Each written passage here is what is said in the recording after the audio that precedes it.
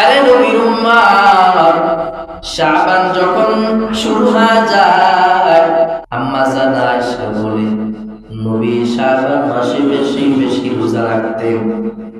আম্মা জান আয়েশা ডাক দিয়ে কয়, পয়গম্বর আপনি কেন শাবানে এত পরিমাণ রোজা রাখেন বলেন? নবী আমার ডাক দিয়ে কয়, আয়েশা তুমি কি জানো এই বছর যারা যারা দুনিয়া থেকে বিদায় নিয়ে অন্ধকার কবরে চলে যাবে, অর্থাৎ এই বছর যারা দুনিয়া থেকে মরিয়া যাবে তাদের প্রত্যেকের নাম লিস্টে গুলাই শাবান মাসে আজরাইলের হাতে দেওয়া হয়। আমি নবী এই মাসে কেন এই পরিমাণ রোজা রাখি আয়েশা তুমি জানো?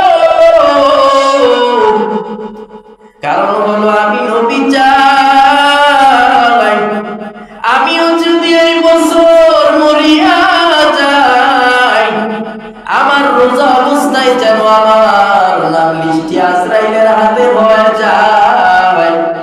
এজন্য আমি বেশি বেশি রোজা রাখি। কারণ হলো আয়েশা। নবী বলেন কারণ হলো আয়েশা তুমি কি জানো যে বান্দা দুনিয়ার লাইনে যে অবস্থায় মারা যাবে, কিয়ামতের দিন আল্লাহ সেই অবস্থায় উঠাবে, সেই অবস্থায় দাঁড় করাবেন।